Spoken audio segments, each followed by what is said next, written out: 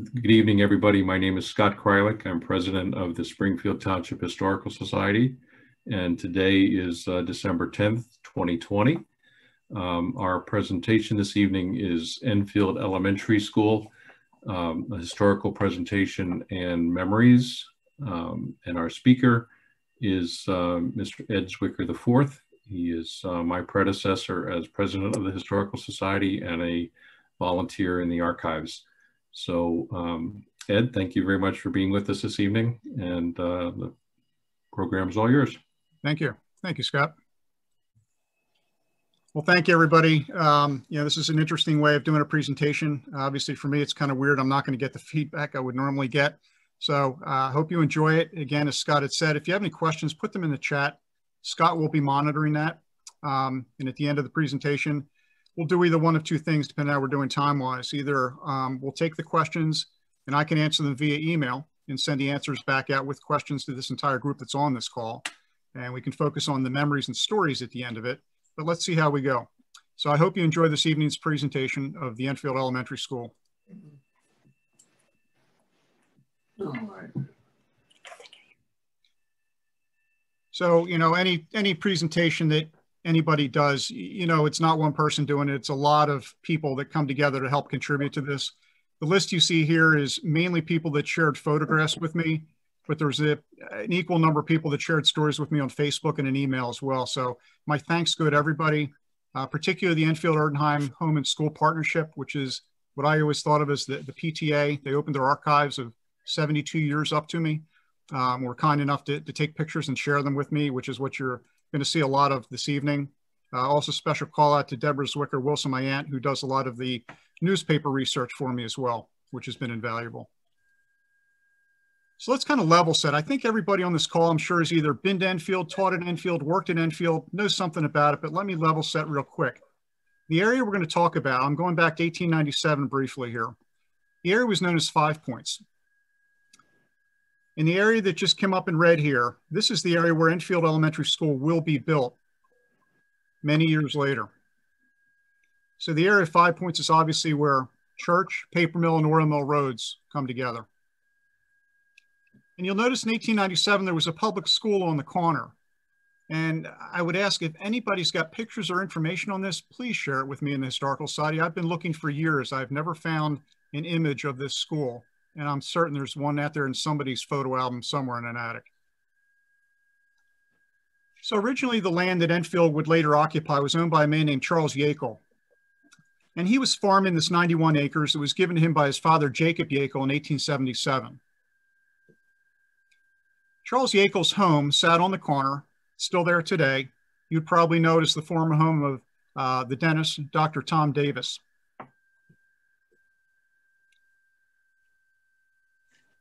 So Charles Yackel ended up selling about 90 acres of his land to Francis and Elizabeth Allen. And what I'm leading up to here is how we come up with the name of Enfield, because that was one of the questions I got in advance. So Francis and Elizabeth Allen already had a home in Philadelphia. They had one on East Gravers Lane in Chestnut Hill. And here they came out to Springfield, bought 90 acres. And they would create a farm that they would name Enfield. And the Enfield farm was taken from Francis Allen's hometown of Enfield, Connecticut. And that's how this little area of 5 Points would be known as Enfield.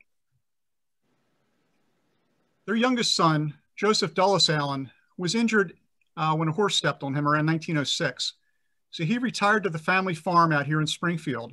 And as he was puttering around, rehabilitating himself, he discovered sand and clay, two key elements that were necessary to make pottery.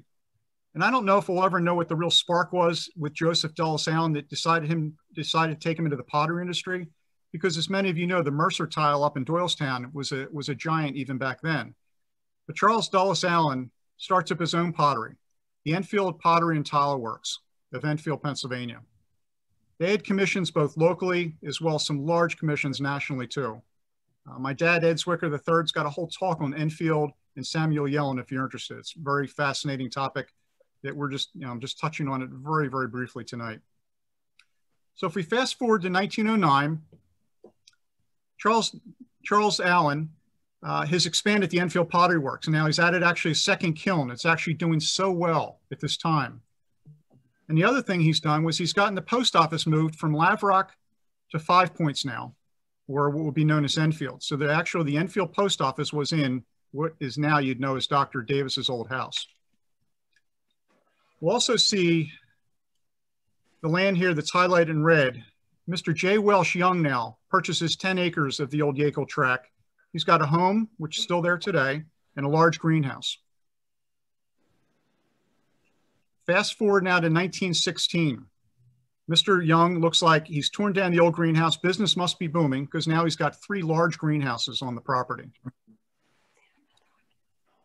And let's look at an aerial shot of this in 1924. You're looking, you can see to your left, you see Mr. Young's greenhouses. They're still there along Paper Mill Road. The Enfield Pottery and Tile Works is still booming business. And the 5 Point School is gone now, but we can see the site of where it used to be. And let's look straight down on it now, 18 years later in 1942. In 1942, the Enfield Pottery and Tile Works had been closed up. It actually went out of business in 1935. And actually, Joseph Dulles Allen passed away in 1940. So what's left is, of course, the original farmhouse and some outbuildings. But Mr. Young's greenhouses are still booming, still doing big business. So with World War II ended, Springfield was not unlike a lot of other areas in Springfield and the Philadelphia area. Returning servicemen are coming back home. They want to build a home. Families, there's a population boom. Springfield was no different. So we see the area here between Oreland Mill and Paper Mill, known as the Enfield track, with a whole housing development now that is built up there. Let's cross over Paper Mill along Church Road. We see Church Road's now building up. Hunter's Lane is building up. And this whole area was once just small game hunting, renowned for small game hunting for people. That's why it has names like Hunter's Lane, Pheasant Lane. So this area is building up too. So there was a lot of pressure on the township commissioners to build another school in that area of Enfield. So the commissioners got together. This is the old township building up along Bethlehem Pike. And they did a couple things. In 1945, they purchased about 9¼ acres of ground around 5 Points there for the equivalent of what would be almost $80,000 today. In 1946, the township voted to issue a $400,000 bond, about $4.3 million in today's money, for a building program in the township, of which Enfield Elementary would be a part. In 1946, the architectural firm of Heacock and Platt submits plans. They're accepted a year later. Construction starts in 1947 by the Joseph Company. By 1948, this construction would be completed at the Enfield School in time for the 1948-49 school year. Just a quick sideline here. Heacock and Platt were actually fairly well-known architects, particularly in this area. They would go on, they designed the Cheltenham Elementary, Roxborough, and Upper Moreland High Schools, among others. Joseph Farrell Builders, probably most known for building the King of Prussia Mall, as well as Gimbel Brothers in Upper Darby and the Northeast Philadelphia area, as well as some buildings on the campuses of U of P and Villanova. So both definitely known quantities. On September 15th, 1948, what was then known as just Enfield School, not Enfield Elementary, but Enfield School opened its doors to the first students. Let's look at some of the description of the school itself. Now, I would tell you the school as you know it today is not exactly how it was built. That main block that parallels Church Road, that was the entire school in 1948. 7 classrooms, a separate kindergarten room, principal's office, teacher's room, a health service unit, which billed itself as capable of conducting medical and dental examinations, a basement floor that had a cafeteria, kitchen, and what they say is a playroom. Don't confuse that with the gymnasium that's there today, and don't confuse it with the big auditorium that a lot of us knew in the 50s, 60s, and 70s. This was just a smaller playroom underneath the main block of the building. The other thing they touted was the new technology, an electric clock and bell system that would allow it to ring to signal the beginning and the end of classes. In total, there were 210 elementary pupils and 60 kindergarten pupils. The entire project, all in, cost an equivalent in today's dollars about $3.5 million. About a month and a half later, on December 6th, on a Monday night, the formal dedication of Enfield Elementary happened. We had invocation by the pastor from St. Philip's in the Fields all the way on the left. Board of Commissioners was there. Township Superintendent was there. The woman, the third person in from the left, would be the first school principal, Miss Anna Ward. The woman all the way to the right is the president of the PTA. And the keynote speaker that night was the president of Beaver College. Today we know it as Arcadia, Dr. Raymond Kistler. And his topic that night was the responsibilities of parents and teachers, hence our PTA.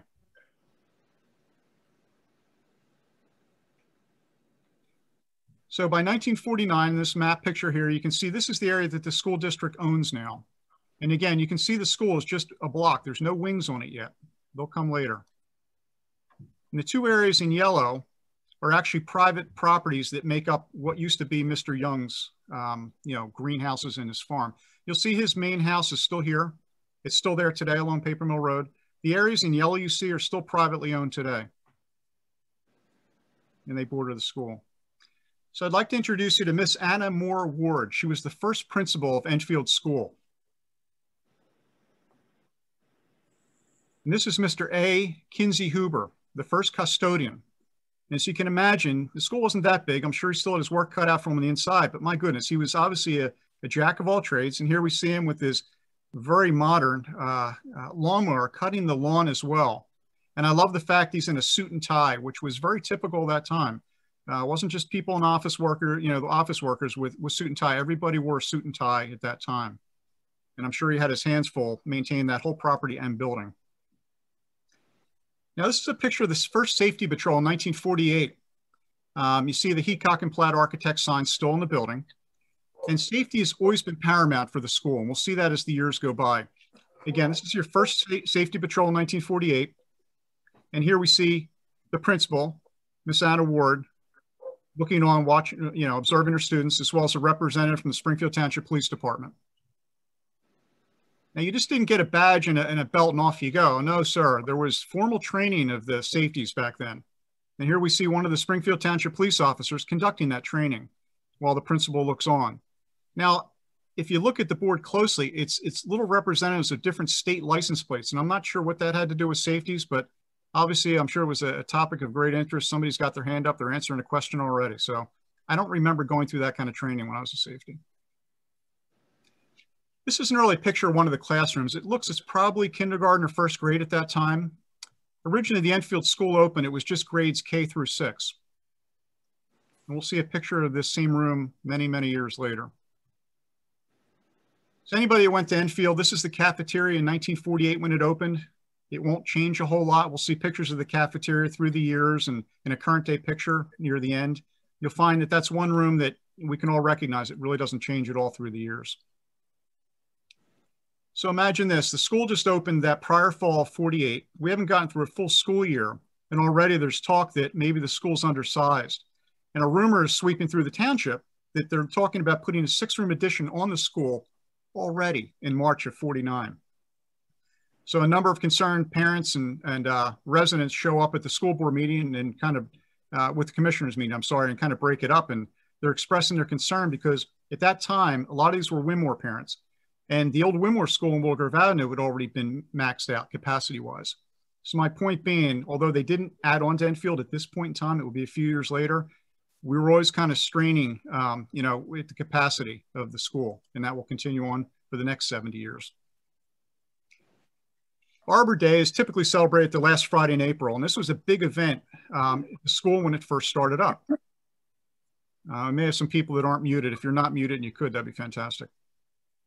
So a lot of the original trees that you still see on the property today were actually planted as part of Arbor Day each year. And here we see again the students on the front lawn at Enfield planting another tree. And the students would all get together, and they'd buy the seedlings and they would plant the trees, and it was a school activity. The students could feel a part of it and they could watch these trees grow through the years. And some of them would still be there, or still there today. Another neat event, this is 1948 as well. The first year the school's opened here. And Enfield Circus was, at least for a number of years, an annual event. There were different activities and skits and so forth, and they're put on by the students. And it was an annual event. It was kind of neat. Here's a close-up of the kids. Again, very much, formal fare, suit and tie. Girls have their dresses on. This is on the back playground area. Now, this is in the back side of the school. This other picture here, again, Enfield Circus is kind of neat because if you look in the background, Today, that same house that you see in the background, it's still there today, but today a wing was built out here in 1953. But at that time, like I said, the main school, the block of the school was just along Church Road. There were no wings on the back at that time.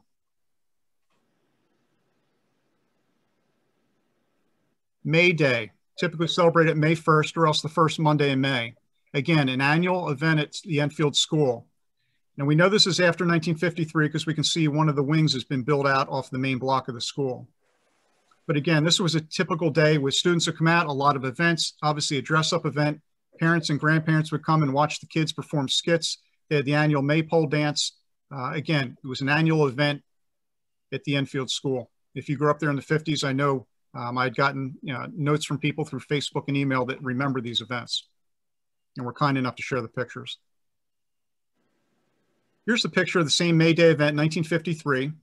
Now look in the background here, you'll see we're putting a wing now on the school. Now this wing, a lot of you will be familiar with it. It became an auditorium. This is where a lot of the class pictures we're going to see later were taken, either on the stage or in front of the stage. And there were classrooms up above. You notice that the development behind the school has not been built yet. Along Lantern Lane and those roads up in there, in the upper part of Bergen, they haven't been built yet. And years later on the inset here, this is a picture from inside of that auditorium at an event, a function. And that's what it looked like inside. Don't confuse it with the basketball courts that are there today. It wasn't a basketball court, it was just an auditorium. That's where school programs were held, class pictures were taken and things of that nature. So if somebody's not on mute, if you could mute, that would be fantastic. Or talk quieter. 1953, this is an interesting event too. I think it's still part of May Day. And I looked at it and I thought, what are they doing? It's some kind of recreation of some sort. So I zoomed in on it. It's actually a wedding ceremony. It looks like these are parts played by the kids here, but we've got the dad walking the daughter down the aisle, the bride, the groom's waiting here. We've got the minister or the priest about to marry them. We've got the ring bearer. And in the background, we've got the piano, I guess, playing the wedding march. And I assume this is, I don't know what it was the reenactment was for, but it was part of a 1953 May Day event. I wish I could see everybody right now, see a show of hands, because I don't know how many people remember Balloon Day. I do. I know we don't do it anymore because it was found over time that unfortunately that balloons are harmful to some animals, including aquatic life. But what it was is every year, kids, we looked forward to this. I went through Enfield School. You would buy a balloon, and it was a fundraiser. You could buy more than one balloon, and you got a little index card that you put your name and address on. And it had the school's address on the front. And people, if they found your balloon, they could take the card, just list where the balloon came down, what city and state, and they pop it in the mail. And it was a contest to see whose balloon could go the furthest. So anybody that went through Enfield, I don't know when they stopped this, but when I was there in the early 70s, Balloon Day was still a really big deal. This picture is more than likely from the early 50s. The Enfield Fair, separate from May Day, separate from the circus, the Enfield Fair was an annual event as well. In this case, this is May 1953. They said there was about 1,000 parents, grandparents, faculty participated. And what would happen after the kids were done their events like you see here, everybody would retire to the front of the school, and that's where there were arcades, there was hay rides, they had souvenirs you could buy, there was food, and it was a fundraiser. And this one in 1953 raised just over $700, which would be somewhere north of $7,000 today. The money was used to buy a lot of the original playground equipment back at that time. So again, the PTA was a big driver of organizing a lot of these fundraising events for the school. So now we've come around to the front of the school that same day. We see the Queen of the May Fair, the former Queen Dorothy Daniels, is hanging over her crown to Lynn Scott, who is now the new May Queen of the school. We see the Oscar Mayer Wienermobile there. And we've got a couple dads that have been roped into volunteer work to cook up the hot dogs. We've got Mr. Howard Bonner and Mr. Dan Driscoll. Their names familiar probably to some people out in the audience this evening. So it wasn't just kids going to school there. This was, family. It was a whole family event, a lot of these things throughout the year. And this is one of the hay rides of that same May Fair. I think this is along Paper Mill Road. I haven't been able to validate that, but I'm thinking that's where this is. So you didn't just go to school there. And going to Enfield, like a lot of schools, it was an all-year thing. There was a lot of different events. I love this one. Even the parents, particularly in this case, the fathers got into it. Musical comedy was being held at the school. It was called The History of Women Trouble. So you can only imagine how that went. So here's all the dads now in makeup, about to go out on stage and perform this musical comedy. And I can imagine how many kids either got a hoot out of the fact that their dad was part of it, or they were appalled that their dad was up there on stage as part of this. But I'm sure it was a lot of fun. And this would be typical through the years. This is just an example. The Sunnybrook Oreland Sun, before it became the Springfield Sun, in 1958 has done a write-up of Miss Benjamin's first grade class and all the activities that the kids are doing, the school's doing. It was a way for the community to stay in touch with this new school and the kinds of events that either they could participate in or what the kids were up to during the school day. And this would go on for years. As long as the local newspapers were there were always good write-ups about the school, the kids, and what they were up to. So this is neat. This is the graduating class of 1953. And again, we say graduating. This would be sixth graders now, still K through 6. Pictures taken in front of the school at the main entrance. And from here, the students would matriculate to the Springfield High School, which was grades 7 through 12, and was down along Hillcrest Avenue in Erdenheim. Today, you'd know it as the Philmont Christian Academy. But that was the high school for Springfield until the new school opened in 1955, further up Paper Mill Road, where it is today. So a woman named Susan Dean, who went through the Springfield school system, had donated a lot of archives to us, to Springfield, quite a while ago. Now, this is a picture of Susan. She's probably junior high or actually a high school student, but I wanted to get her picture on here. I didn't have a junior or an elementary school picture of her.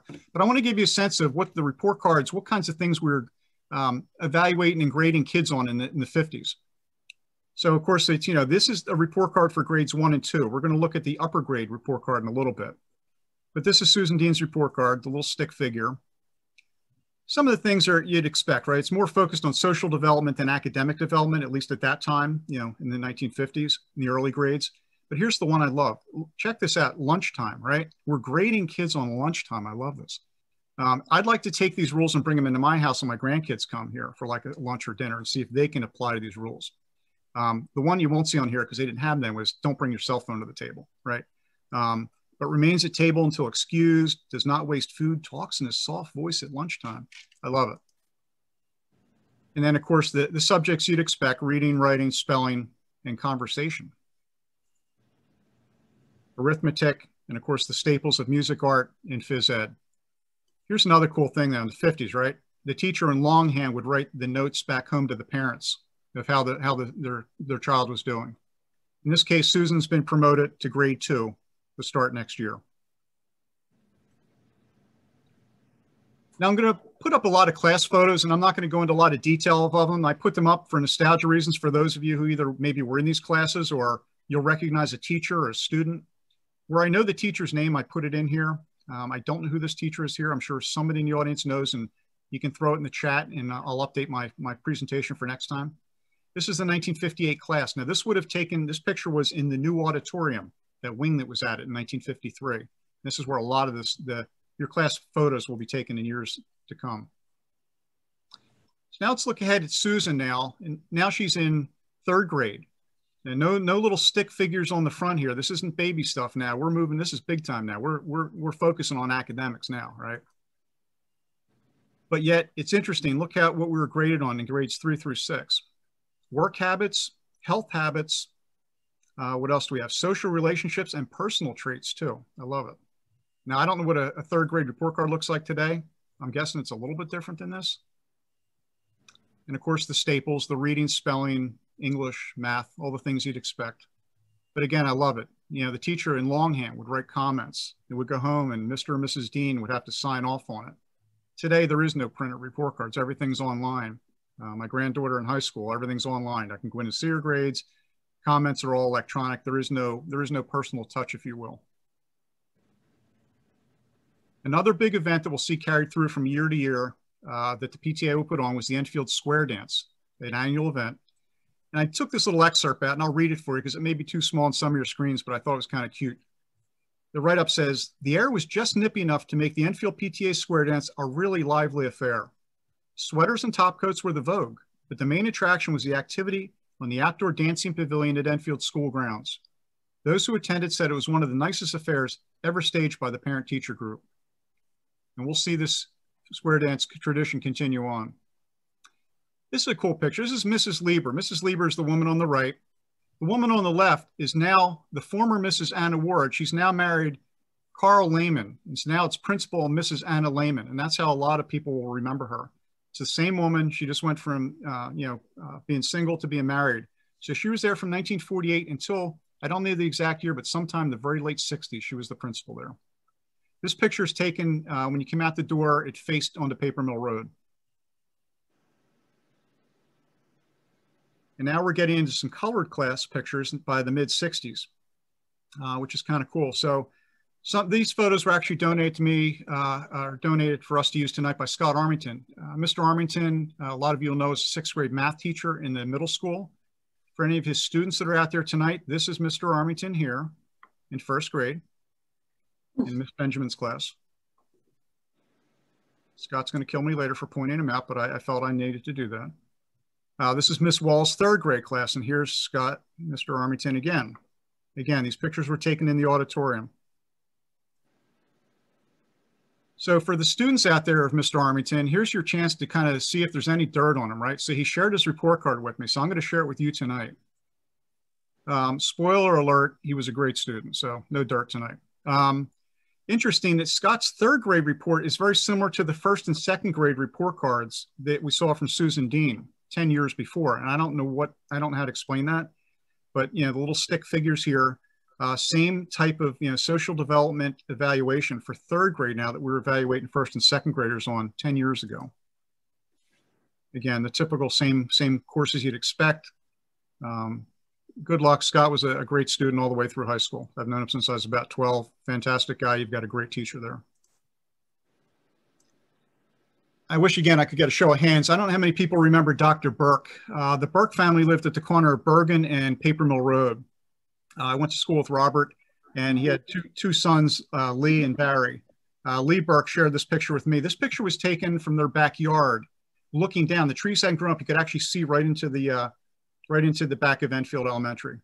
A lot of you may remember Dr. Burke. If you're a guy out there and you played on any of the sports teams in junior high, he was a doctor that you had to go undergo a physical exam before your sports seasons. So the guys out there will know what I say when I say turn your head to the left and cough. That was Dr. Burke. Great guy, though. Again, safety was always paramount for the school. Here we are starting the 1970 decade. We see Safety Officer Lloyd Clemmer all the way on the right. He would be one of the crossing guards for many years at the corner at 5 Points there, I believe. And Captain Machelette is next to him. And this is just to prove, when I was going through all my box of my stuff, that yes, I was a safety when I went to the Enfield Elementary School. If you remember when you went there, you had bussers and walkers. I was a busser because I didn't live close enough to school to walk. So I was a busser. And I think they made me a safety just so I would stop being a pain in the butt on the bus. And I guess they figured if they gave me a badge and a belt, I'd probably be better behaved. And I probably was, so it probably worked. Another PTA fundraiser a lot of people may remember is the old cookbooks. These were neat because as kids, you got to participate. You could write to like famous people. It could be athletes, politicians, whoever. You'd write to the President of the United States and you'd ask for their favorite recipe. And usually, of course, you get something back and it was pretty cool and they'd add them to these books. The only denial I ever saw was one. My mom still has the letter from another old cookbook, and it came from Representative Queen Elizabeth in England. Somebody must have written to her asking for a recipe, and in the letter apologized and said the Queen would be unable to participate in this, but it was a very formal letter. It's kind of cool. So the cookbooks were kind of fun just to look through.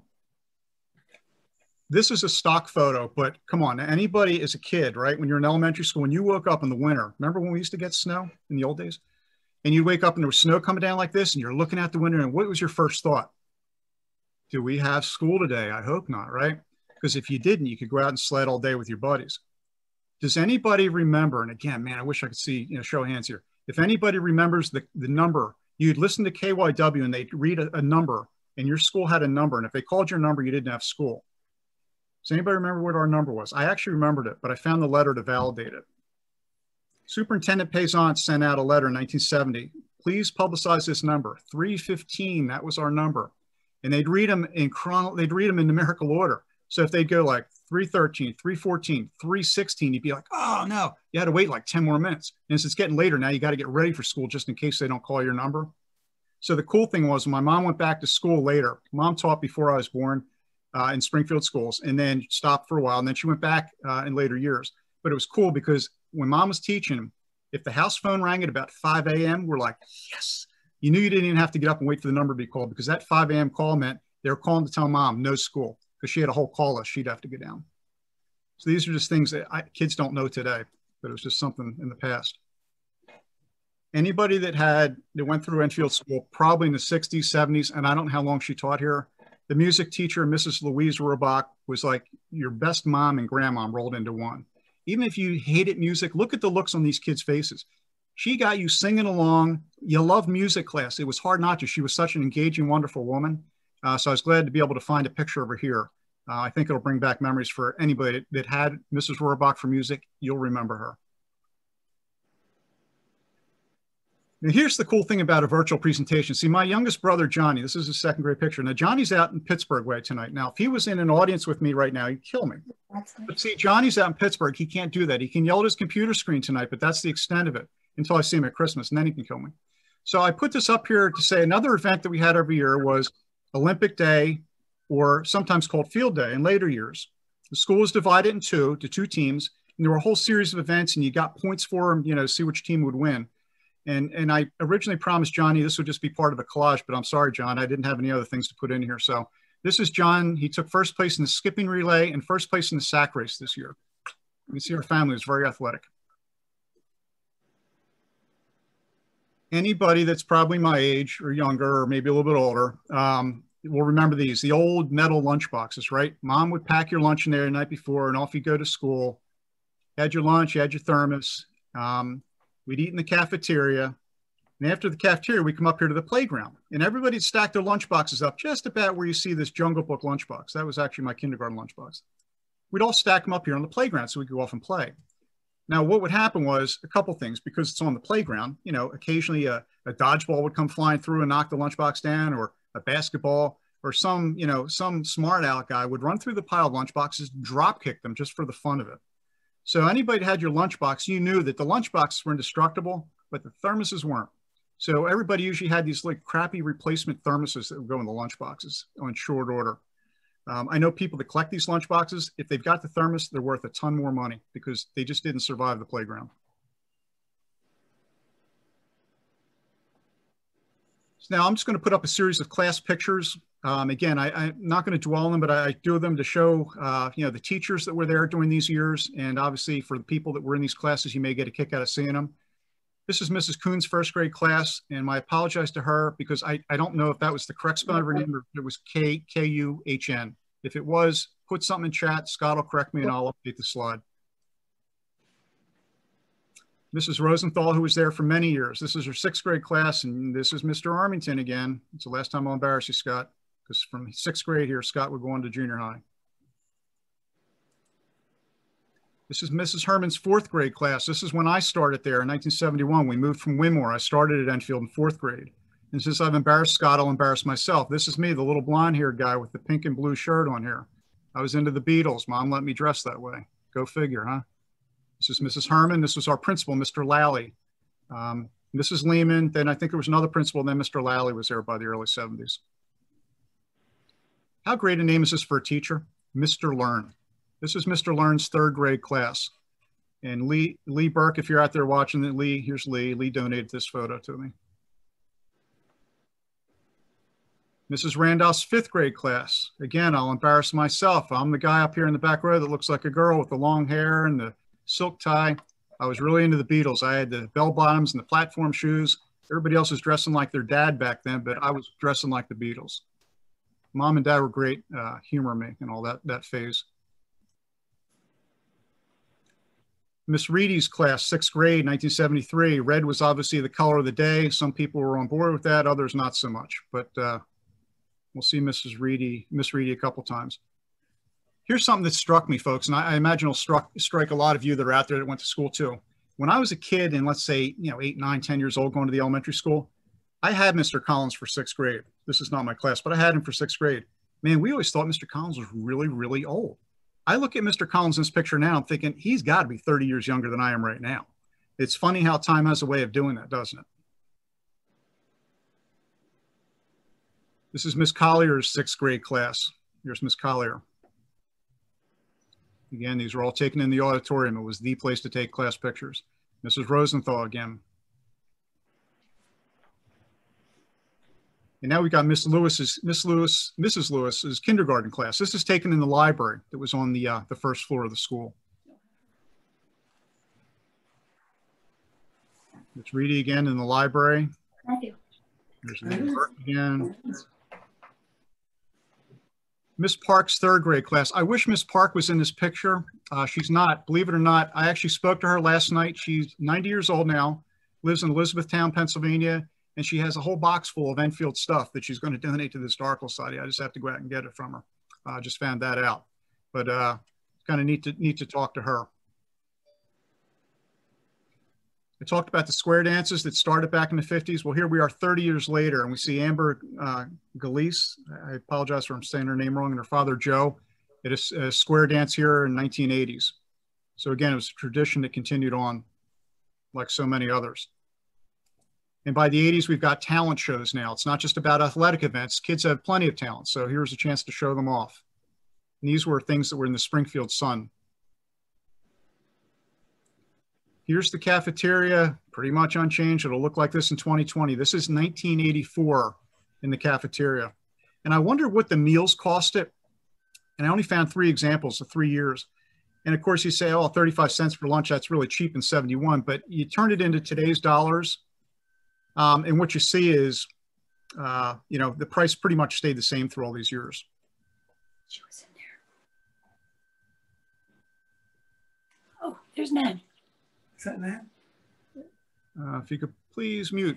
And this is Mrs. Weaver's 5th grade class. And here we're teaching kids the responsibility. You know, we've got a goldfish tank, we've got live flowers.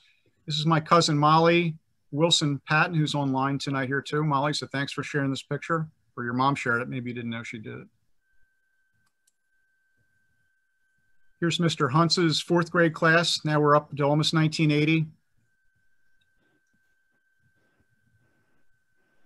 My mom went back to school. A lot of you may have had Muriel Zwicker, predominantly taught kindergarten, but she also taught 1st and 2nd grade, predominantly at Enfield, also at Penn Manor in Erdenheim as well. This is her 1st grade class in 1979-80. And there's not many pictures. I wish the principals were more of these pictures. Mr. Munchnick was the principal by 1980 here. This is Miss Chaffee's 5th grade class. And I thought I saw my brother Johnny just joined. Johnny, I'm sorry you missed me making fun of you about 10 minutes ago. Here's my brother Johnny. I'll point him out to since I think he just joined the meeting. And here's Mom again, teaching 2nd grade, 1980. Picture now, class picture was done in the classroom versus down. Here's another auditorium. Now at this time, kindergarten was half day. It was AM or PM. And that would stay that way until I think 1995. So here's Mom's class. We've got the AM kindergarten and the PM kindergarten. By 95, we realized that kids were so used to going to almost a full day of nursery school that starting a full day of kindergarten really wouldn't be that big a deal. But that's when it would change over. Now, it's interesting. Kids were always educated, obviously not just about, you know, the normal subjects and what's going on in the township, but exposing them to what was going on in the world as well. I remember as a kid, during the Vietnam War, we all bought bracelets of a POW and we wore them. And that was our way of supporting the troops. And here's an example where Lance Corporal David Bell from Flowertown was over in the Gulf, and the class, Mrs. Serrano's class actually was writing letters to him. So kind of make them aware of what's going on in the world and help support troops abroad. And I think, you know, I'm sure he got as much out of it as the kids did as well in their letter writing. So here's something you're probably wondering, why is this in here? Well, in the mid 80s, there was a local Philadelphia band called Tommy Conwell and the Young Rumblers. And they had a big hit around 1986, 88 called I'm Not Your Man. Well, Tommy decided music industry wasn't always going to pay the bill. So he went back, got his teaching degree, and he ended up teaching 3rd grade for 5 years at Enfield Elementary. In this one, I kind of feel bad because you look at Tommy here, right? He's a young rocker. He's playing at the cabaret, you know, groupies, the whole thing on. And now he's just trying to keep these poor 3rd graders entertained and learning some years later. So we had a little bit of celebrity came to Enfield there for a while. Again, overcrowding was a problem back almost from the time the school was built. And here we are, about 40 years later, still talking about it. Talked about redistricting, talked about a lot of things, but in 88 things, came to a head. They agreed they could still keep Enfield as it was and not have to expand it or move the kids around yet. There's a public hearing. There's a lot of things thrown about, some very unpopular ideas at that time. One was to move the kindergartners to the high school. One was to reopen Penn Manor at that time because the township had been renting it out to a commercial concern at that time. They weren't holding class there anymore. They talked about modular classrooms. A lot of ideas are bandied about in 1988 and will eventually come to a head. In 1990, at this point now, Enfield School is K through 5. 6th grade is now in the middle school, or what we used to call the junior high. All 17 rooms at Enfield now are packed, but they hold the line still K through 5. And again, as I said, 1995, now we go to full day kindergarten, and now the 5th graders now are going to move to Enfield Middle School. So now we've got K through 4th grade at Enfield. Through the years, that will continue to change, as everybody's aware. Eventually, Enfield, when it finally closes its doors, will be just kindergarten and 1st grade at the Enfield School. So it comes to a head in 1999. Proposal for bids is put out for plans and construction to add on to Enfield Elementary School. It's a 2-phase project. It runs for 2 years. It gave the entire school pretty much a facelift, made it ADA compliant, upgraded the rooms, the cafeteria, the library, put in a computer learning center. Let's take a closer look through the window here. Here's where the school ended after 1953. The auditorium was down here with classrooms above. Now they'll get reconfigured. So this is all going to be classrooms, and we add a beautiful new gym at the end here, about 14,000 square feet. Actually 17,000 square feet, I apologize. So 2 years later, it was the ribbon cutting. And that's the dimensions of the school as we know it today in 2020. Here we see Miss Braxton's kindergarten class now. We're into the 2000s now. I think this is taken in the new gymnasium auditorium, the new stage.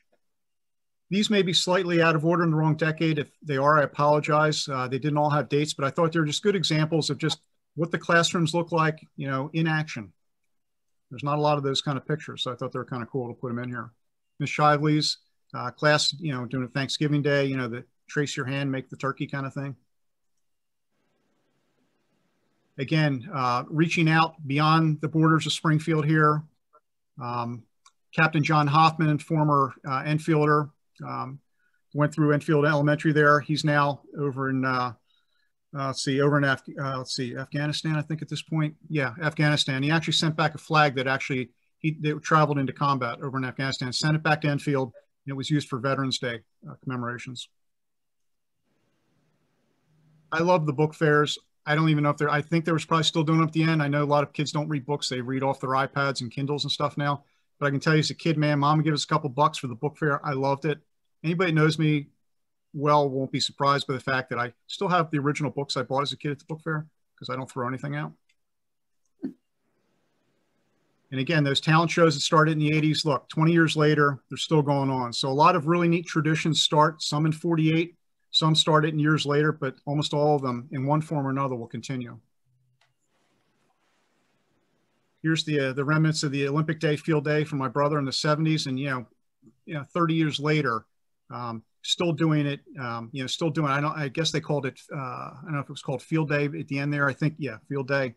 But still same idea, same traditions that carry on from year to year. So whether you went to school there in the 40s, 50s, 60s, whenever, you've got commonality among each other that we've all done a lot of the same things going through there. Yeah, the old Enfield Circus doesn't go on anymore, but it turned into a spring carnival in later years.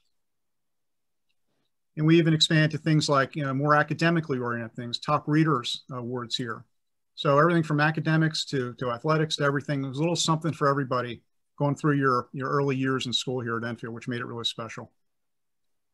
This is a cool one. I kind of end the events here with this one tonight. It was cookies and milk night. It was held on New Year's Eve.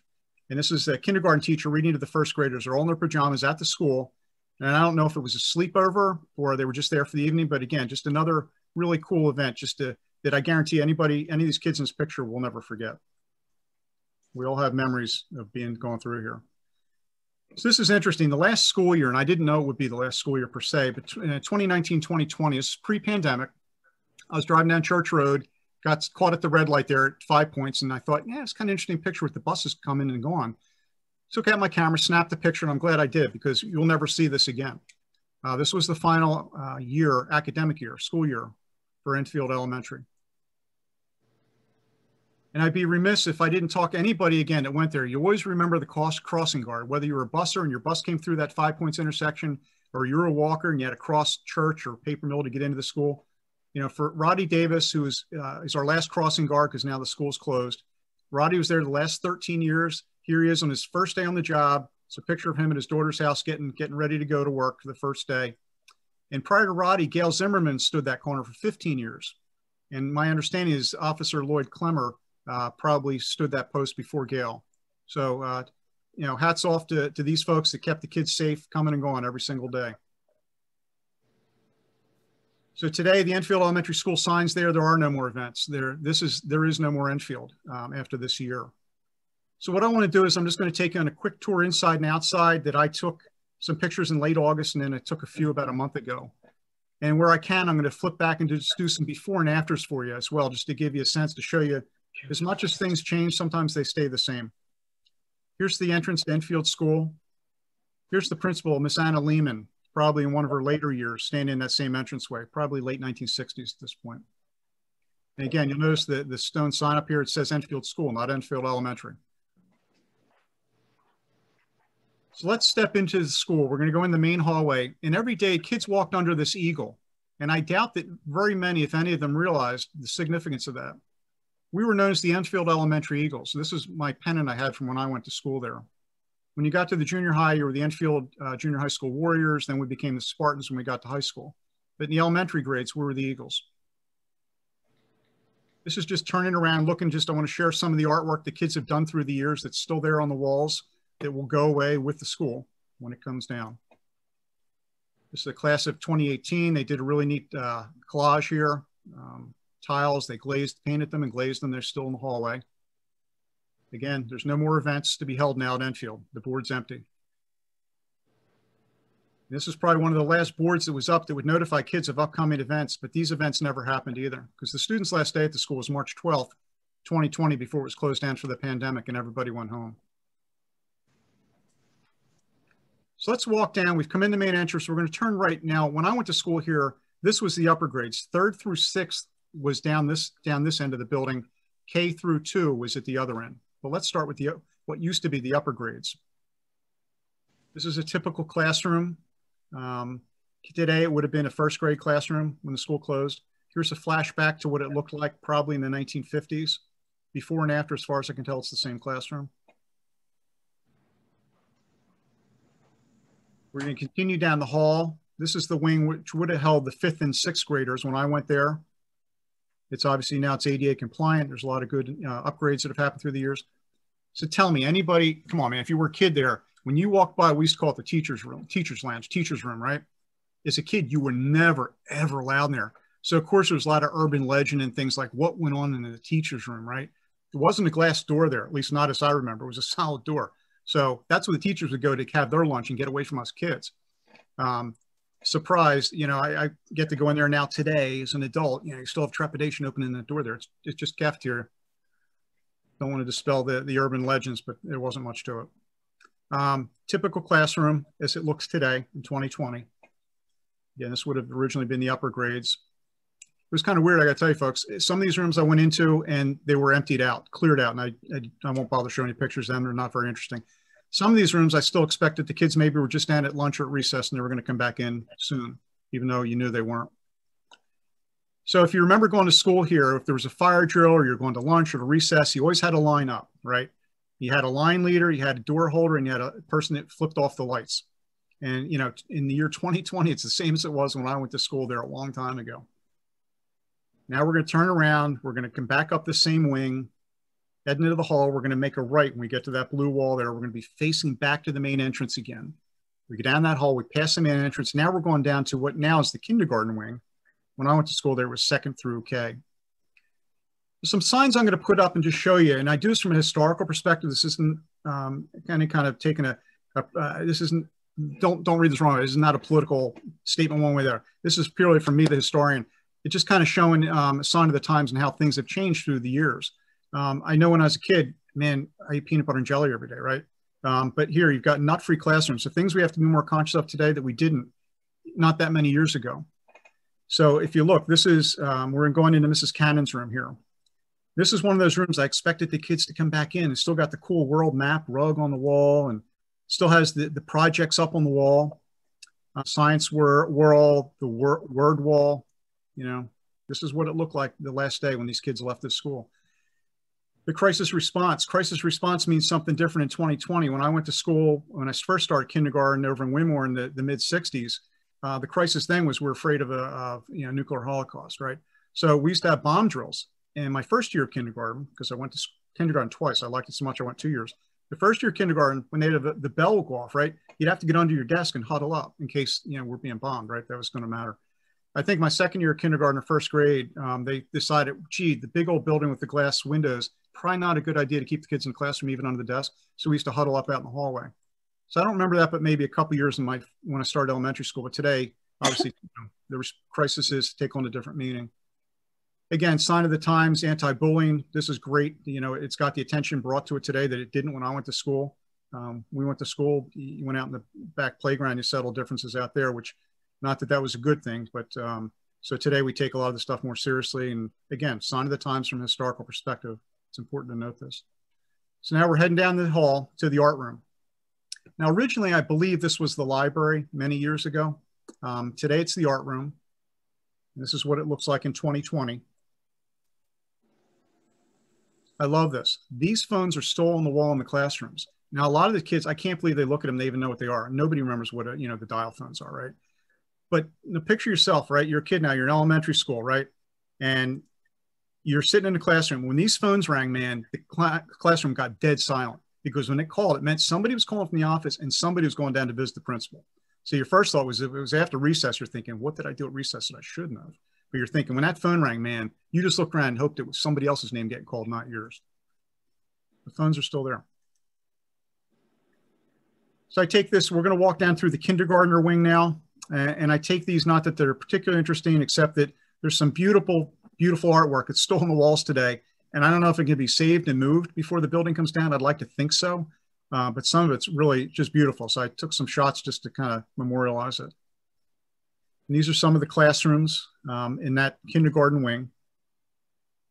You know it's kindergarten because you see the little cubbies, right? So remember as kids, you'd come in, you'd hang up your jacket, you put your little boots there in the cubby and in your lunch. And that's where your stuff would stay until you needed it for recess. Now we're going to come back down the hall. We're going to walk down to the lunchroom. So if you remember, you came back down, you're on the first floor here. We're going to get down the steps. We're going to make a hard left because if I stay straight and go through those doors, it's going to take me down to the new gymnasium, the old auditorium. So I come down the steps through here, and you had to go to the right, man. You couldn't go to the left because the left had rooms that we'll talk about in a little bit you were not allowed in. So here's the cafeteria. Again, some sign of the times. It's interesting. I guess when COVID first hit, there weren't posters out specifically that. So somebody resurrected one of the H1N1 signs that went up. Again, just teaching kids how to stay clean, stay germ-free as much as you can with little kids, right? This cafeteria really didn't change from 1948 to 2020. It looks very much the same. There's really not much changed here. Again, another sign of the times. We have to be more cognizant of kids with allergies today. I don't know that we didn't have allergies back in the old days, but they weren't as prevalent. I brought peanut butter and jelly sandwiches to school every day. And again, like I say, we didn't think about that, but today's world, you got to be thinking about a lot more stuff than I guess the carefree days when we went to school. Again, here's the cafeteria. Here's where the ladies would serve you. And again, big focus now on nutritional eating, which is good. Again, I thought peanut butter and jelly was eating healthy for K through 12 for me. And my crimpets and all that stuff, I thought that was eating healthy. Now we're a little more, I think, wise about that. We're going to leave the cafeteria. We're still on this lower floor now. And this is the music room. This is really the only other room on that lower floor that we ever went into. There were a couple other rooms that you didn't go into. When we were kids, urban legend, again, like that teacher's room, the boiler room, man. The only people went in there was the janitor. As kids, you stayed far away from there because there was always stories about it, right? And again, urban legend. So today as an adult, again, it was kind of weird. First time I've ever been in there taking pictures. Yeah, it's not that scary, guys. Just some big old boilers. So I found this down in the storage room. I found this piano, and I thought, man, that piano looks really familiar. So I went back home and pulled up my picture. And I'm like, you know what? That was Mrs. Rohrbach's piano. It's down there in the storage area. And again, I don't know if that'll get saved, but there's just some neat remembrances of what it was that are still there in the school. So now we come back out of that storage area. We're going to go to the left here because we're going to continue down the hall. And again, I'm going to show you some really cool artwork that's been done down there through the years. It's painted on the walls.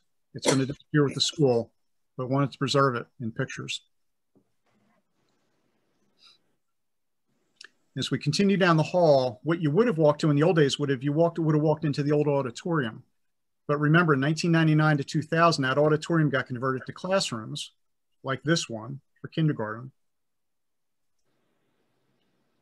And I love this, you know, just if you don't remember any of the rules, you got to remember number 6, keep your dear teacher happy. I love that one.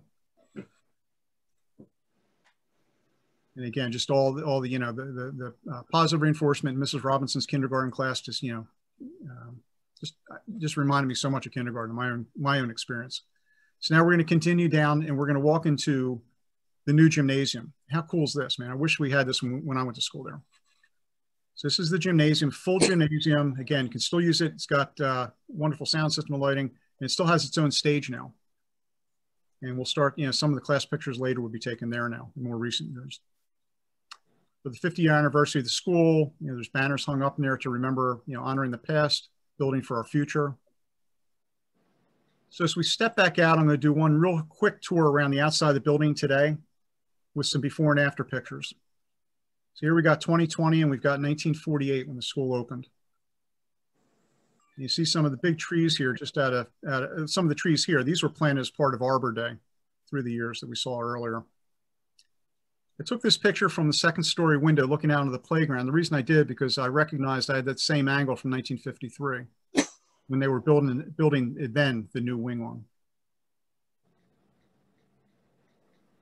And we come back around to the front of the school, and it should look very familiar. That's where we saw our 1948 First Safety Patrol lined up at attention. As we come around the back of the school, you know, I had a lot of people sent me notes through Facebook and said, hey, did you know there used to be a rifle range under the school? And I said, yeah, I didn't know that. It was gone by the time I started there in 71. But keep in mind now, in the township in the early days, particularly before the post-World War II building boom, was just open farms. There was a lot of big estates, but it was a lot of farmland too. So a lot of people would small game hunt, which is why you've got, you know, Pheasant Lane, Hunter's Lane that we talked about earlier, streets that, you know, as they got developed, they took on the name of what they originally, their purpose was before that. You couldn't get to the rifle range from inside the school, and it was open on weekends. It was open to the public. I got letters from people that said, hey, my dad and I used to get down and shoot on weekends. The NRA would run a safety class down there. There was about 4 shooting lanes, about 50 feet long. This is a stock picture, but it's much like what it would have looked like under there. It was a low ceiling, and it was underneath the 5th and 6th grade wing. I don't know when it closed. It became storage probably by sometime in the 1960s, or even certainly wasn't there when I started in 71. Again, it's just, again, historically speaking, a sign of the times, of, you know, different time. This picture I thought was cool because that same angle in 1948, when they had the Enfield Circus, you can see the wing was not on there. This house that we see in the background in 1948 is now blocked. But if you walk around the building, that house is still there. You can still see it. And just some final remembrances here, you know, the balloon days that we saw earlier. This is all the stuff I thought about as I was walking around the school that day. The same angle here, 1953, May Day celebration, same angle. And this is otherwise not important, but then I realized I had an earlier shot from 1948 from one of the fairs. The dad's cooking the hot dogs right outside there. And finally, I looked again. It seems like a nondescript, weird angle to take a picture of, right? But then I realized I had a picture of them planting the tree there in probably in late 40s, early 50s. So as we leave Enfield today, the lights are still on now. Lights will probably go out permanently sometime mid next year as the school gets torn down. Ball fields will replace it. It's the only thing that's left to be determined is the exact date that that happens. So this is one of the last pictures you'll see with the lights on, because now the new Enfield School, which is where Penn Manor used to be now, has been built. Penn Manor's gone, obviously. The new Enfield Elementary is being built here. And one of the questions I got asked before this presentation tonight was, why did they name the new school Enfield? And I like to think about things in a positive way. I'd like to think that it was a way of honoring the past and carrying the name to the new school. But now that you know the origin of the name Enfield, right around that 5.0, you'll know that this is Erdenheim, not Enfield, but that's okay. I think it's kind of cool to carry the name along, but you'll know the real story behind it now after tonight. So with that, I'd like to conclude. I hope I managed to keep you awake out there. Not being able to see that, I'll trust that maybe I did. At this point, I'm going to turn it back to Scott. We'll go through some stories and memories. If you've got anything you'd like to donate, pictures, anything, any artifacts, we've gotten a bunch of them in. Please, I'll leave, this slide will stay up on the screen here. Please contact Stephanie Walsh. She's a wonderful archivist that we have.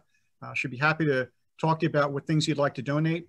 If you'd like to go out to our website, that's also listed here. If you'd like to make a contribution, a donation to the Historical Society, hopefully you realize that the service that we provide is to preserve the township's history for generations of tomorrow. So programs like this, another 72 years later, maybe somebody will do a talk on the new Enfield School 72 years from now, like I'm doing about this one tonight. So anything you want to contribute to us in any way, shape, or form is certainly appreciated. With that, I will turn it back over to Scott to either lead us through some Q&A or through some memories and stories. Happy to go whichever way the group wants to go. Molly had a question. Molly. Actually, can you hear me? I don't have a question. I have a memory. Okay, please go ahead, Molly. Ed Zwicker is my esteemed cousin. He always does an excellent job. Thank you so much. I had tears in my eyes, couple moments, balloon day, talent shows, all these things I remember. One of my main memories, I went from about 86 to 92. So it was separated between K through 5. It was K all the way rounding up to 5 on the right-hand side. But one of my main memories is the auditorium, the old auditorium, the theater, behind the theater connected to the music room, which then connected to the cafeteria. So every performance, the whole grade, we'd all line up in a big long line behind the theater in the auditorium, through the music room to the cafeteria. So I'm sure that people from my age probably recall that, but it was just a big event and everybody was involved and all the parents were there and you had the whole grade all lined up like waiting in the wings. So that was just a really positive memory I have for many years. Yeah. Great. Thanks, Molly. Thank you, You're Molly. welcome. So let me say that if you have a memory that you'd like to share, just unmute yourself, and when the speaker finishes, if you introduce yourself and share your memory, that'd be great. Hey Scott, I'll jump in. This is Charles Zwicker. I'm Ed Zwicker. Yes, Charles. Hey Ed, I don't know if you remember. I do. My first day at Enfield, you and I rode the bus together from Fairway Road. It pulled up to Enfield. We walked in the front door together and you said, okay, you go down that hallway, right? Because I was going to kindergarten and you were in like 5th grade. So you went right. Well, I got about halfway down that hallway and I got scared and I didn't know where to go. Right. So I turned around and I went to try and find you. And here I am at 5 years old and I'm all the way down. You just press this button. Don't press that button. No, I didn't get. I'm all the way down in You're the very near. You're right. graders. Oh. Before some teacher took pity on me and walked me down to the kindergarten class. That's my earliest memory, the first day of school. Sorry for leaving you, brother. Yeah, boy, I'll tell you. I've never forgiven you for that. Nice job. Thanks.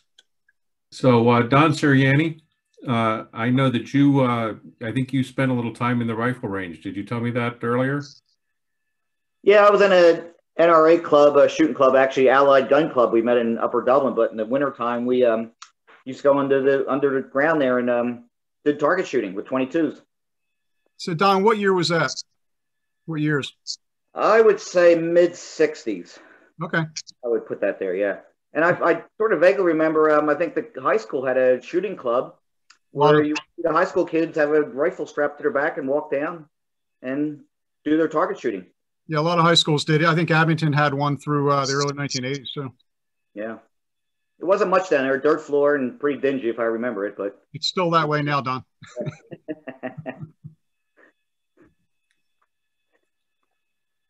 Any other memories that you'd like to share? Anybody else? If you do, please unmute yourself. Yeah, don't be shy. I know there's a lot of memories. Hopefully some of these pictures jog some memories for people. So one question, Ed, is what was typical class size at Enfield during the 60s and 70s? Was there a library in the school, and were the teachers part of a union? Yes, there was a library, and I think I know there was definitely a library. Some of the class pictures I think we showed tonight were actually taken in the library. I believe the library is where the art room was in 2020, right? It ended. Classroom size, I guess they varied. I think our classes were probably close to 20 kids. I'm just thinking back to my 4th and 5th grade pictures there that we saw tonight. I'd say the class size were probably somewhere around there. Was there a union? I don't know. My mom's actually, I think, on the line. Mom taught in the school system for off and on for about 30 years. I'm sure there was a teachers union. What I didn't put in, because there were just so many pictures, you can only put so many in tonight. There were pictures of teachers on strike. I mean, that started back in the 50s, early 50s. I think the first newspaper clippings where teachers were looking for a $200 a year pay raise, which we think is kind of funny today. But when you're making under $1,000 a year, that was a lot of money in the 1950s. So yeah, there was, it was I assume the teachers union at that point. Thanks, Ed. Your presentation was excellent. Thanks, Mr. McMahon. It was very nice to go through that walk in history, but equally interesting to us is when our kids were going through Enfield, we're looking on here at some of her babysitters or some of their babysitters. Marcy, I see. Marcy Armington was our best babysitter. And there's folks here that we, this is as good as being back in Enfield, as seeing everybody. Yeah, Thank you. It'd be kind of fun if the world got back to normal before we're ready to tear this down. It'd be fun to redo this presentation, maybe in the new auditorium or something. Yes. Yes. So they tear it down. If there's a school official on right now, they're probably cringing that I'm even suggesting that, but I think it'd be kind of cool depending where the world's at by then. But it's still fun to see everybody tonight, so I appreciate everybody joining. And the last memory I'll share, and it's probably a memory for a lot of people who went to school there, was how many people remember, and you had to be careful about it because the teachers wouldn't let you there, but remember at the end of the property, there was a creek. Oh, right? yeah. So you go off of the blacktop onto the grass, and if you got all the way down to the back of the property, there was a creek down there. I remember one of my classmates, I can't remember who it was, fell into the creek and had to come back into class soaking wet. And I remember the teacher being so mad at him. Yeah, my memory of that, Charles, me and a bunch of buddies ran down to the creek one day and jumped in. I won't tell you what we're doing down there, but it wasn't good. But anyway, there were teachers' aides. Scott Armington, I think Marcy Armington. Is that Marcy there? Yeah. Hey, Marcy, I haven't seen you in a long time. Their mom was one of the first teachers' aides in 1967. Mrs. Armington, Mrs. McNamara, and a third person who I know Scott told me, and I'm going to forget her name now. But I remember they were not only in the cafeteria, but they'd come out on the playground. And I remember when we all ran down and jumped in the creek, Mrs. McNamara, man, she was right behind us, pulling us out of the creek like, what are you doing down here? Fortunately, she didn't know what we were doing down there, so we didn't really get in trouble. But yeah, I remember the creek. Yeah, this is Bob Jackson. I don't know if everybody can hear me or not. Yes, we can. Okay, this is a memory from back in the late 50s, early 60s maybe, and I don't know if everybody is old enough to remember that. Oh, yeah. But the crossing guard thing at the 5 points there, they had a little hut there for one person probably could stand in it. And if I remember right, the crossing guard's name was Mrs. Kilrang, I think. Yeah. And that's my remember because I was on a safety patrol as well. And at one point I was promoted to that post there with her. So cool. I do remember, but you showed some crossing, a couple of the crossing guards, a couple of the police, but I think Kilrang was the name of the crossing guard at that time. Thank you. Yeah, I did not know that. This is Joel Nelson. I'm an alumnus. I started in kindergarten through grade 5. 6 wasn't there at the time, but that was 54 to 60. And I agree with the previous speaker. It was Mrs. Kilrain. She was there, I think, probably my full sentence there at Enfield. A lot of good memories. Thanks for a wonderful presentation. It's great to see even all the way out here in Chicago. Excellent. Very cool.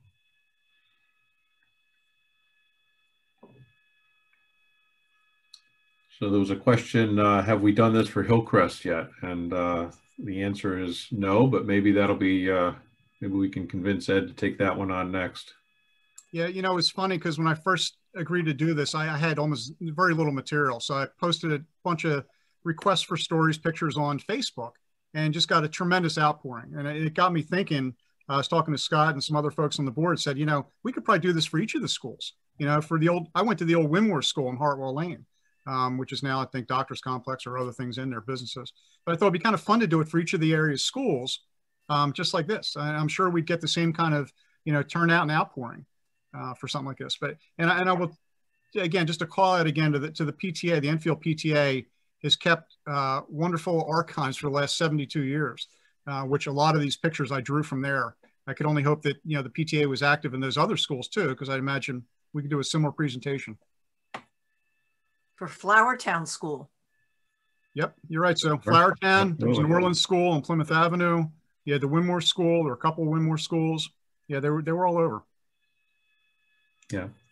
So even if you did not attend Enfield and you have any historical documentation, photographs in particular, anything you'd like to share with the Historical Society, you know, again, the website is springfieldhistory.org. Feel free to contact our archivist, Stephanie Walsh. Yeah, I mean, even if you got pictures of Enfield, please send them to me, because like I say, if I do this presentation again, I always love to update it with new material that makes it fun and stories. So I promise you, if I do it again, come out and watch it again, it won't be boring. I'll add new material and pictures to it. And we'll be more proficient with the technology. Can I talk for this? Yes, please do. Oh. Hey, Roddy. There you go. Am I on? You're yes, on, Roddy. You are. Okay. I'm going to say that. Can't hear you. You're fading in and out. I had about 8,000 or 9,000 pictures that more modern, but my ancestry goes way back. So when you start with ancestry stuff, it bleeds over into everything. So I'm willing to share anything I have. At this point, I'm not ready to give it away, but I will share anything I have if you want to do. I have the construction of the new wing. I am, I have tear downs. I have somewhere in our archives between me and my daughter, we have pictures of the old school. So by all means, if you're headed for a new subject, count me in. That sounds great, Roddy. Thank you. Perfect. I know where you live. I'll find you. Okay. And Roddy, thanks for your service at the Five Corners there. Absolutely. 13 Kept years. a lot of kids safe. Can I say one more? Thank you. Please go ahead, Molly. Yeah. Okay. Go ahead. I have two quick memories. One is book fairs. I was always looking forward to the book fairs. We would cut out these newspaper sort of lists from the Scholastic leaflets, and you would choose what books you wanted, and then they'd come and sell them at the book fair. Secondly was the carnivals. I remember each year, particularly because it was the first time I rode, I had a pony ride, and they would take your picture on the pony. And so that was the first time I rode a pony, and I have like a Christmas ornament from the Enfield Carnival, I think in 4th grade maybe. So thank you, because I had forgotten about the talent shows, all those unique traditions that we had. So cousin, you'll be nice and you'll share those things with me so I can add them to the next presentation. I need to share them. Yes. Okay. Okay.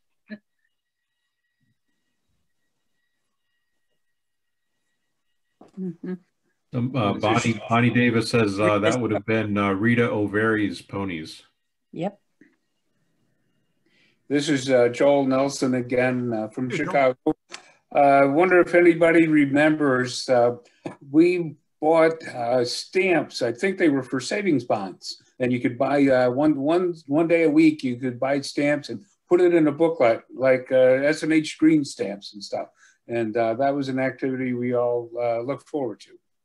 So Joel, what years would that have been? Oh boy, late 50s. Okay. Mm-hmm. By chance, do you have any of those old stamps? I haven't come across them. You'll get them if I find them. That would be great. Thank you. That's cool.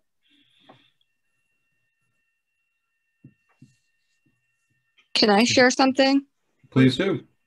I went to Enfield from 1976 to 1981. At the time, it was still a K through 5 school. I currently have a daughter who is in 10th grade at the high school. So she went to Enfield as a K-1 school. And I was both pleasantly surprised and equally shocked at how similar it still looked and how much I actually remembered of it. Yeah. And I was beyond thrilled to find Ed Little volunteering in the library every single day. The children adored him. He adored them. It was really neat because, you know, he was Mr. Little. He was the custodian. He sold the ice cream in the cafeteria. And I knew him as a student, as a little girl, but then I had the ability to meet him as an adult. And boy, did he fill me in on some stuff about some of the former teachers that were there. But about the presentation that you did, which was wonderful, and thank you so much. As of when my daughter left elementary school, and even currently, the book fair is still going on in both the elementary schools, is hugely popular and is a huge fundraiser, as is the carnival. Still probably their two biggest fundraisers to date. Greg should say something. Hey, Jennifer, if you or anybody else has a picture of Ed Little, because I've heard so many stories about him. I don't remember him, but if anybody's got a picture of him you could share, I'd love to add him to the presentation too. I don't. I will see if I can find one, and if I do, I will submit it to you. I actually submitted a request to the current school board. I think that they should name the library at the new Enfield Elementary School in his honor, since from the day he retired as custodian, he actually went back there and volunteered until right before he died. Okay. Ed Little was a treasure. He was at the school. The best. Right. The best. He produced a show on a talent night or whatever it was. He would put together a song, a musical. And you know who might have a picture of him, and I think he may be on the call, is Greg Smallbach. Because I remember our kids and Greg, they were all a part of Ed Little's show, and he was a great man, and we would see him. He would stop by and say hello. He would visit you, even at the shore. He had a little place in Avalon, and he was a wonderful man. Wonderful man. Mr. McFarland, I think Jeff was in that talent show when I was a 5th grader and he was a 3rd grader. We did kids. I think you're right. You're right. And Mr. Little helped us with that. Yeah. Mm-hmm. Good to see you. Somebody's got to give me a picture of Mr. Little. He's got to make the next. Oh, he was the best. He was. I have videos of those shows on VHS. I certainly was in several. I definitely have pictures and very fond memories. Probably was in about 4 of his productions.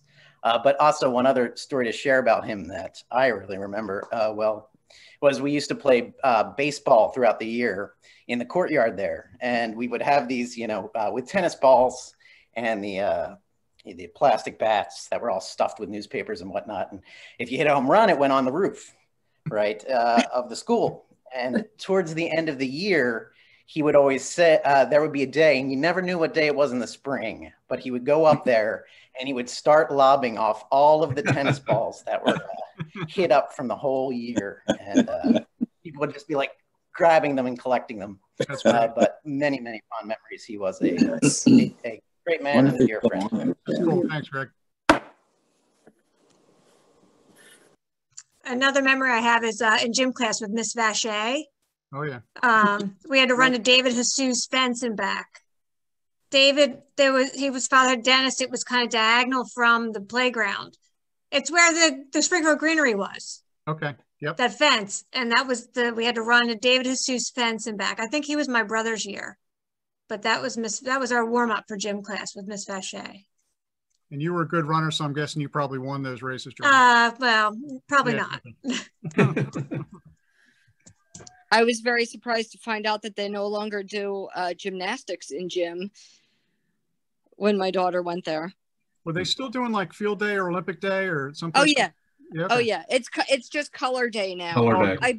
I don't know when the change was made. I think Dr. Royer, when she was the superintendent, I think she was the one that because it was green and white and they were the Enfield Eagles. Yep. And then Erdenheim was a different color. Penn Manor was a different color. And I think it was Dr. Royer that wanted the whole district to be the Springfield Spartans and the whole district to be the royal blue and the steel gray. Yeah, that's what you saw in that last newspaper picture I put up. The more recent one, the kids are in blue and gray.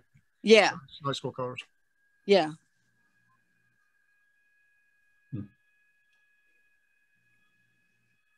Okay. Anybody else would like to share a memory? Get me. How do I do it? If you do, you can always send them, through to our archivist. She'll get them to me. She'll route them to me. If you've got my email address or I'm on Facebook, shoot them right to me. Hello, this is Roddy Davis. Go ahead, Roddy. Yeah, go ahead. You're probably the right ones to ask that maybe something could be done about it.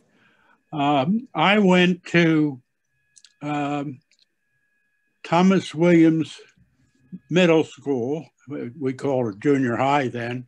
And when they tore that down, the school board got a special insurance and they let the public come in and take everything or anything they wanted, including the paneling off the walls.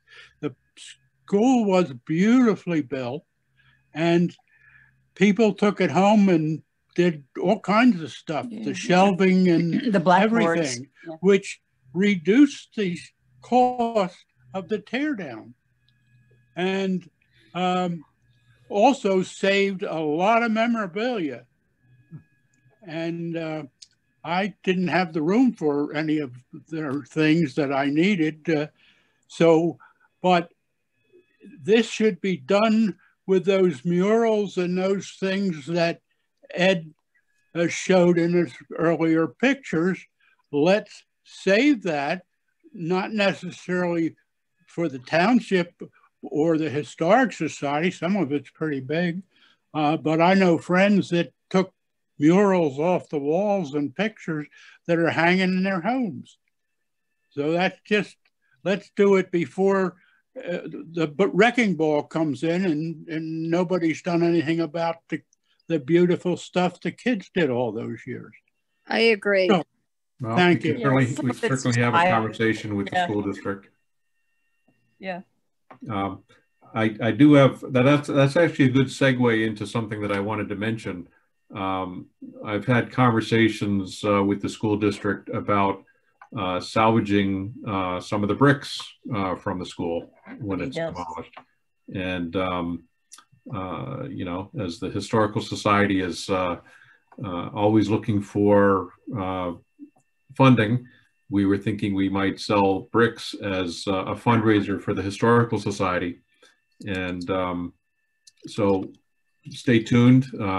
When the building is demolished, we'll try to make that happen and make them available to all the folks that went through the school over the years. There was actually there was something. Oh,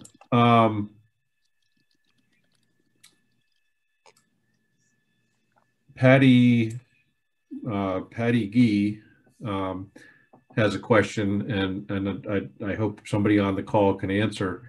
Does anybody know what happened to the large bell that was in the lobby?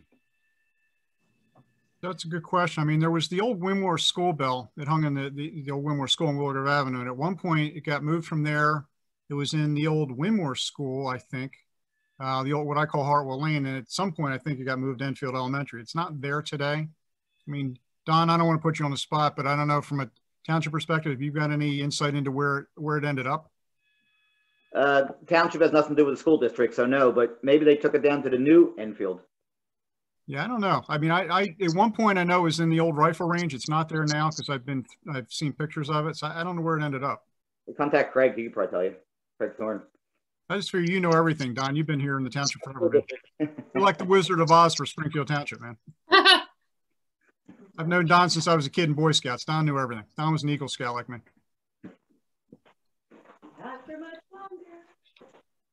Mr. Krylik. Yes. I had also had the same suggestion with the selling of the bricks. I had suggested that to Dr. Hacker when they first started talking about doing the rebuild of the new Enfield. I said, why don't you have some kind of a fundraiser, if you will, allow the community to come in, do a last tour through before the tear down, and then sell off bricks, or like perhaps like the Enfield School sign that's embedded in the front of the building, things like that. Right. I think it's an excellent idea. Sure. And we've approached Dr. Hacker about the Enfield School sign as well. That's definitely something we'd like to salvage. And hopefully put it on display somewhere. Great. That's a good sign. Yep.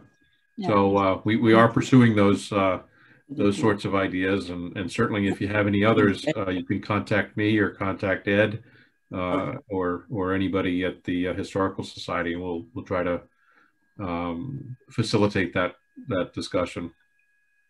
Excellent. Okay. So if there's anybody with a last memory, I'll give you the stage, and then I think we're gonna come to a close here shortly. So any last memories anybody would like to share?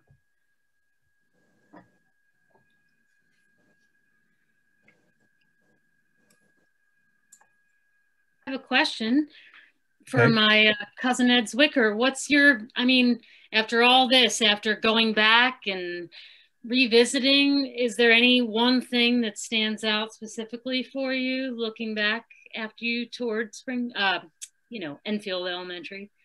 After, you mean when I went back recently? Yeah, recently. Yeah, just a lot of flashbacks to being a kid going to school there. You know, the cafeteria, playing out on the playground, getting my lunchbox kicked and the thermos breaking. I mean, I tried to put some of my stories into this too. Yeah, it was kind of like a trip down memory lane for me to go through there. And the really cool thing, Molly, was going in areas that you were never allowed in, like the principal's office, the teacher's lounge, the boiler room, the stuff that you could never go in as a kid, and it was always way off limits. That was fun. Yeah, yeah. I remember when I was there, when you first walked into the building, the office on the left was the secretary's office, and that was Mrs. Chancellor when I was there. And then Mr. Muchnick's office was to the right. When my daughter went there, it was reversed. The principal's office is now on the left, and the secretary's office is on the right. Yeah. That's awesome. Yeah, last memory, Scott, I'll throw out there that came to me through Facebook. Somebody remembered Jean Cook was the school nurse that had been there at least for a lot of years. And there was a woman, and I hope I'm getting the time period right, it was like late 50s. Her Girl Scout troop would meet at Enfield after school hours. And the girls, typical 50s, right? The girls would practice bed making, home ec kind of things, bed making for one of their badges. They practice it in the nurse's office on, the bed that you would lay down if you were sick. So the girls would, the Girl Scouts would practice bed making in there. What'd Bonnie say? Nancy Renner was the secretary. Okay. All right. So one other question in the chat was, how can you see this recording after the fact? And we are going to post it on the Historical Society's YouTube page. And there'll be a link posted in the on the Historical Society's website that will take you to that YouTube page. But I'm sure you could do a search on the YouTube for Springfield Township Historical Society, and you'll find it that way as well. Or at that point, you could also search for Enfield School, and you would find it. So it will be posted in a few days. So if you want to share that with others after the fact, please do. And I'd like to thank our speaker, Ed, again this evening for an excellent presentation and for the wonderful attendance that we had this evening. So you can give Ed a thumbs up or a clap in the reactions down at the bottom. So Ed, thank you very much. And to all of you for attending, thank you, and stay safe, and have a great rest of your evening. Okay, thank you again. Take care. Thank you. Yeah. Thank you.